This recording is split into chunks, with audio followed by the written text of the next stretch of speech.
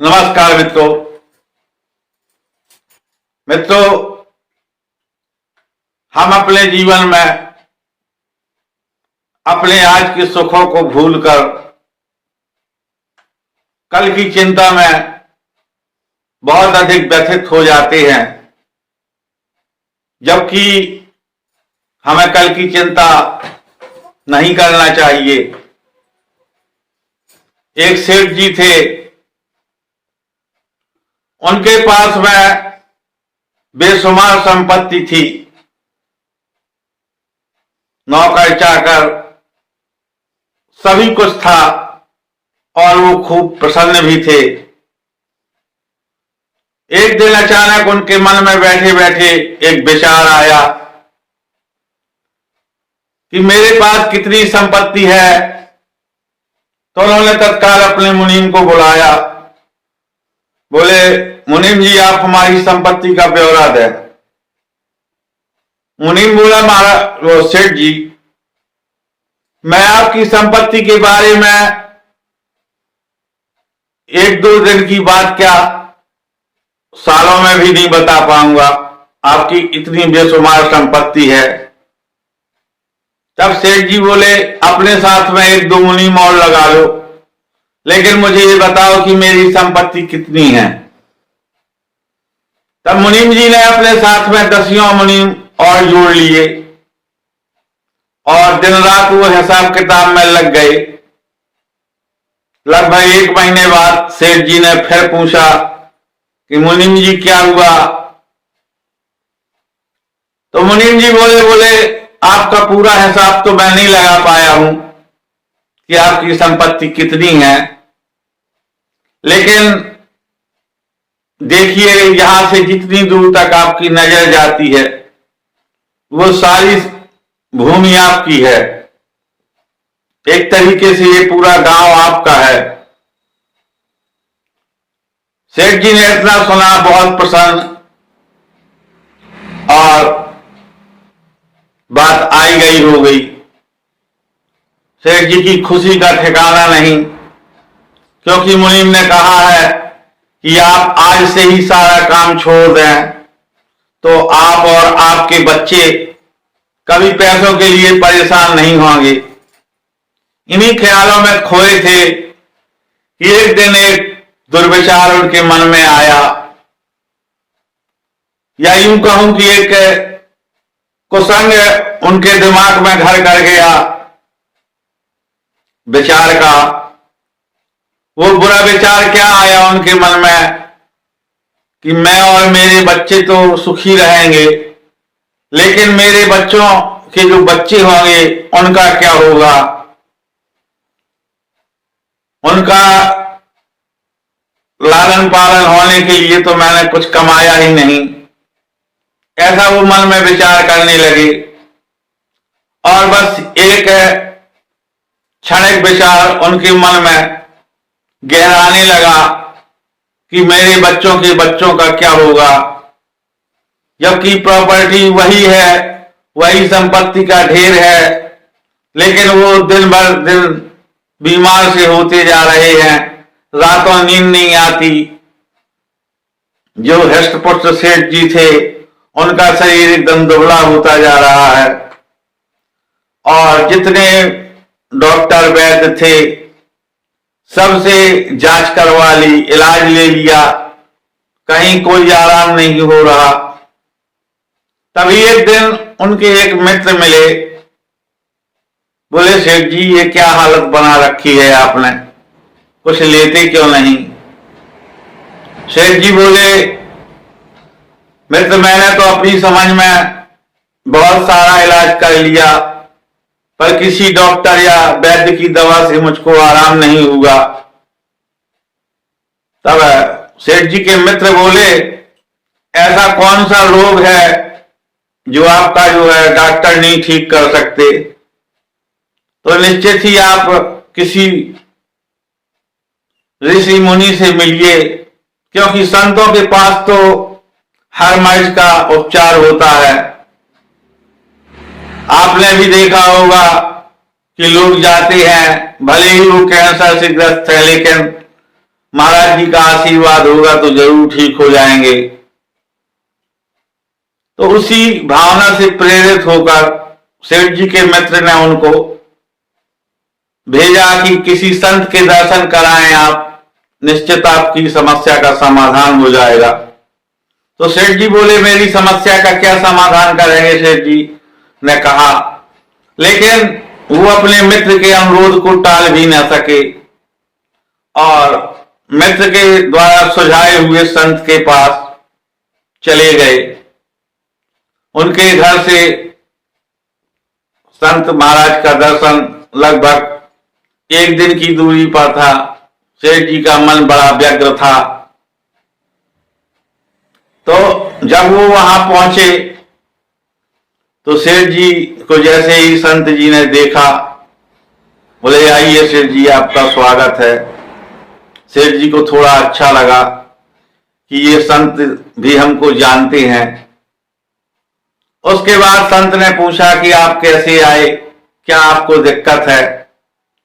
तब सेठ जी ने कहा कि मेरे पास पर्याप्त धन है, मेरे लिए और मेरे बच्चों के लिए तो बहुत धन है, लेकिन मेरे बच्चों की बात क्या होगा। तब महात्मा ने समझाने की कोशिश की, लेकिन जब किसी के ऊपर कोई कुसंग या कोई बुरा विचार हावी हो जाता है तो कौन किसकी मानता है। जैसे रावण को 10 लोगों ने समझाया और रावण के एक बुरे विचार को कोई नहीं हटा सका, इसी प्रकार से सेठ जी को भी तरह तरह की युक्तियां बताई गई संत जी के द्वारा। उन्हें कोई युक्ति ठीक नहीं लग रही। तब अंत में हार कर वो संत बोले एक उपाय है सेठ जी, अगर आप करना चाहें तो मैं आपको बताऊं, इससे आपके 7 पीढ़ियों की व्यवस्था जरूर हो जाएगी। बोले अच्छा, एक उपाय करने से 7 पीढ़ियों तक के लिए धन की व्यवस्था हो जाएगी। बोले हाँ, 7 पीढ़ियां आपकी बैठे बैठे खाएंगी, कोई दिक्कत रह ही नहीं जाएगी। सेठ जी बोले जल्दी बताइए महाराज। और उन्होंने बड़े विनय पूर्वक कहा, अगर मेरा आपका ये उपाय मुझे बता देंगे और मेरा कार्य हो गया तो आप जिस तीर्थ में कहेंगे मैं एक आश्रम बनवा दूंगा, ये कर दूंगा, वो कर। संत बोले नहीं नहीं नहीं, इसकी कोई आवश्यकता नहीं है सेठ जी। बोले तब मुझे करना क्या होगा। बोले बस कल आपको प्रातः काल उठ करके जाना है और आपके गांव में ही वो वृद्ध बुढ़िया रहती है, उसको एक थाली भोजन दे करके आना है, और अगर आपकी वो थाली स्वीकार कर लेती है तो आप समझें कि मेरी 7 पुस्तों का इंतजाम हो गया। इतना सुनकर सेठ जी बहुत प्रसन्न हुए। उन्होंने साधु महाराज को प्रणाम किया, अपने घर वापस आए और उस रात उन्हें बड़ी सुख की नींद आई। पता ही नहीं लगा कब रात हुई कब सुबह हुई। जैसे ही ब्रह्म मुहूर्त की बेला आती है तो सेठ जी उत्साह पूर्वक नहाते धोते हैं और वो 56 व्यंजनों का थाल लेकर के उस बुढ़िया के दरवाजे पर पहुंचते हैं। आंगन में एक छोटी सी बच्ची झाड़ू लगा रही है, 5 साल की अवस्था होगी उसकी। तो सेठ जी अपने उसी दंभपूर्ण अंदाज में कहते हैं, लड़की जाओ अपनी मां से कह दो नगर सेठ मिलने आए हैं।